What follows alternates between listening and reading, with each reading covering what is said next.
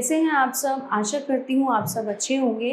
आइए आज हम पढ़ते हैं कहानी कि माँ के माथे पर शिकन। आज धरती माँ के माथे पर शिकन है। बुखार में उसका शरीर तप रहा है, उसके दिल में उथल पुथल मची हुई है। इन सब के चलते कहीं भूकंप सुनामी का कहर है तो कहीं ग्लेशियर पिघल रहे हैं, पर हमें चिंता ही नहीं है। भोगवादी सभ्यता ने हमें धरती का कसाई बना दिया है। हमने अपने इस पाप को छिपाने के लिए प्रकृति के शोषण को, उसे नकदी में बदलने को विकास की संज्ञा दी है। गांधी जी ने एक ही वाक्य में से स्पष्ट करते हुए कहा था कि प्रकृति के पास हमारी जरूरतों को पूरा करने के लिए पर्याप्त साधन है, लेकिन हमारे लालच को पूरा करने के लिए एक भी नहीं है। महापुरुषों को उनके जीवन काल में किसी ने नहीं सुना।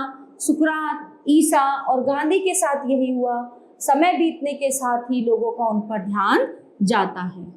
गांधी जी के संदर्भ में इसलिए कि धरती की सुरक्षा भी आज उन्हीं रास्तों पर चलकर संभव है जिसके लिए महात्मा जी हमेशा हमें सचेत किया करते थे। आज भौतिक वैभव को सभ्यता की निशानी माना जाता है। एक ओर धरती माता के खजाने खाली हुए हैं, दूसरी ओर बड़ी संख्या में लोगों को अभाव में जीना पड़ रहा है। जिंदा रहने के लिए अनिवार्य प्राणवायु कम हो गई है। नगरों के विस्तार के साथ आज वायु और जल संकट बढ़ रहा है। पानी का संकट वैश्विक तापमान वृद्धि के साथ बड़ा संकट बनकर आया है। इस संकट का मुकाबला करने के लिए हमें पानी की तरह बहाने के मुहावरों को पानी की तरह बचाने वाले मुहावरों में बदलना होगा। गांधी जी इलाहाबाद के आनंद भवन में एक लोटे पानी से मुंह हाथ धो रहे थे। जवाहरलाल जी ने मजाक में कहा, क्यों बापू इतनी कंजूसी क्यों? तो यहाँ तो गंगा जमुना बह रही हैं। गांधी जी ने तपाक से कहा, कोई मेरे लिए ही थोड़े बह रही है, हिमालय की सुनो। जल संकट का मुकाबला करने के लिए हमें हिमालय की सुध बुध लेनी होगी। अब हिमालय में हिमपात बहुत कम होता है। पौड़ी में अब बर्फ नहीं पड़ती, मसूरी में कब पड़ती है और गल जाती है पता नहीं चलता।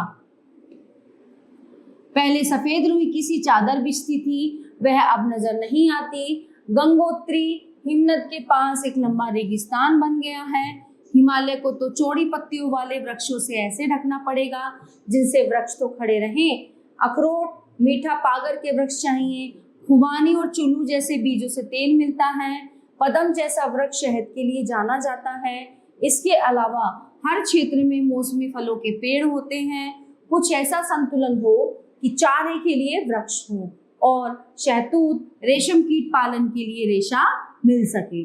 पृथ्वी को बचाने के लिए बड़े उपक्रमों की जरूरत नहीं है, इसके लिए बस जीने का थोड़ा तरीका बदलने की जरूरत है। आचार विचारों में थोड़ा परिवर्तन की जरूरत है। बहुत छोटी छोटी बातों पर गौर कीजिए। हम कितना पानी खर्च कर रहे हैं? हम कहीं बिना जरूरत के अकेले कार में सफर तो नहीं कर रहे, कहीं बेधड़क पॉलिथीन का इस्तेमाल तो नहीं कर रहे। हम प्रकृति के संसाधनों का उपयोग किस तरह कर रहे हैं? कहीं हमारा चूल्हा कार्बन डाइऑक्साइड बढ़ाने में मददगार तो नहीं हो रहा। ऐसी कई बातें हैं। हम प्रकृति के मित्र बन पाए हैं या नहीं, ये सोचना होगा। एक सूक्ति है कि पृथ्वी की दी हुई रोटियां खाई जाती हैं। पृथ्वी बहुत उदार है, उसके पास हमें संतुष्ट रखने का अथाह खजाना है, पर हम उसे रौंदते चले आ रहे हैं। हमारी पूरी जीवन शैली, सोच और तैयारी इसके लिए खतरा बन गई है। जरूरी ये है कि हम जो भी कुछ करें उससे पहले यही सोचें कि कहीं हम इससे धरती का विनाश तो नहीं कर रहे हैं। इस पृथ्वी को इज्जत देने के लिए हम अपने स्तर पर बहुत कुछ कर सकते हैं। अब बात करते हैं 5 सूत्र। वो क्या है? सबसे पहले अपनाएं सादगी और संयम। हमें सादगी और संयम भरा जीवन जीना होगा। ठीक है। गांधी जी अपनी जीवन शैली को केवल आजादी भर के लिए नहीं देखते हैं, बल्कि उन्हें इस बात का एहसास था कि भविष्य में दुनिया किस तरफ जाने वाली है। उनका पहला सूत्र संयम और सादगी का है। सबसे सभ्य मनुष्य वह है जो सबसे कम वस्तुओं से अपना काम चलाता है। दुर्भाग्यवश वैभव को सभ्यता की निशानी माना गया है। हम दूसरों की तरफ ना देखें, बस सादगी भरे जीवन की पहल खुद से करें। हम सादगी से जी रहे होंगे तो पृथ्वी की चीजों की हमें कम से कम जरूरत होगी, उनका अवशोषण नहीं होगा। सार्वजनिक वाहनों का अधिक उपयोग करें। निजी वाहन बहुत जरूरी हो तभी उपयोग में लाएं। अगर उनका उपयोग कर रहे हो तो लोगों को लिफ्ट दें, बड़ी कार खाली ना दौड़ाएं। दूसरा सूत्र है पर्यावरण के प्रति जागरूकता। पर्यावरण को लेकर बहुत कुछ कहा गया है। अब प्रकृति को बचाने के लिए आगे आने का वक्त है। उन चीजों का बहिष्कार करें जो इस धरती पर दबाव डाल रही हैं। कोल्ड ड्रिंक्स तैयार करने वाली बड़ी कंपनियां धरती से बहुत पानी खींच रही हैं। यहाँ तक कि राजस्थान में भी धरती से पानी खींचा जा रहा है। ऐसी कई चीजें हैं जिनका हमें बहिष्कार करना चाहिए। प्लास्टिक भी इसी तरह का नुकसान पहुंचा रहा है। हम जागरूक होंगे तो हमें बड़े बांधों के खतरे और पिघलते ग्लेशियरों का संकट भी समझ में आएगा।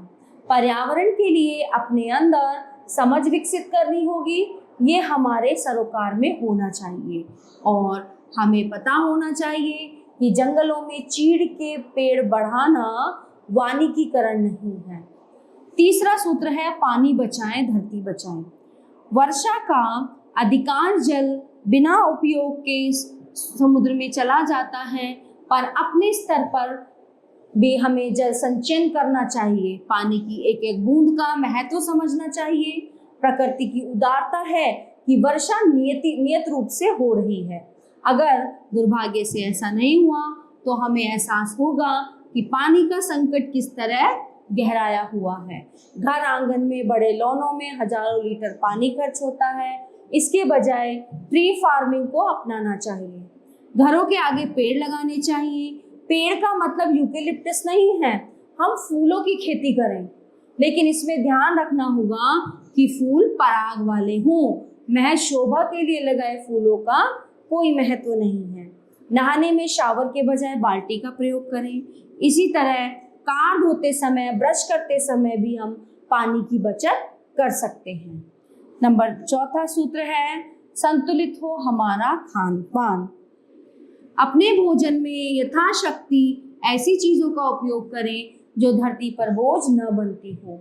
सुनना अजीब सा लगेगा, लेकिन चावल और गन्ने की खेती को पानी की जरूरत होती है। चावल, चीनी जैसी चीजें खाना बंद तो नहीं कर सकते, पर उपयोग की मात्रा हम कम कर सकते हैं। हम अपने खान पान को संतुलित रखेंगे तो कई चीजों की बर्बादी खुद ही रुक जाएगी। इसका हमारे जीवन से सीधा असर है। हम उन तमाम चीजों को खान पान में शामिल ना करें जो पर्यावरण पर असर डाल रही हैं। पांचवा सूत्र है बचपन से ही सिखाएं प्रकृति प्रेम। उस प्रकृति और उस पृथ्वी से स्नेह करना होगा जो हमें जीवन दे रही है। हम जीते तो हैं, पर कभी ये ध्यान नहीं रखते कि प्रकृति की उदारता से ही ये संसार गतिमान है। ऐसा होगा तो इसके विपरीत होती किसी भी चीज से हम तुरंत चेत जाएंगे। पृथ्वी से प्रेम का अर्थ वन्य और वानस्पतिक संपदा को बचाना है। गोरैया को भी, शेर व बाघों को भी पूरी प्रकृति के प्रति प्रेम हमें लाड़ दुलार हो। जब तक ये भावना नहीं उमड़ेगी तब तक हम पृथ्वी के संरक्षण के लिए असल बात नहीं उमड़ेगी। अच्छा, यह हो कि हम बचपन से ही प्रकृति के प्रति रुझान की शुरुआत करें। इन 5 सूत्रों का पालन करके हम पृथ्वी को बचाने में अपना योगदान दे सकते हैं। तो ये तो गांधी जी ने 5 सूत्र बताए हैं, ठीक है। इसके लेखक है सुंदरलाल बहुगुणा।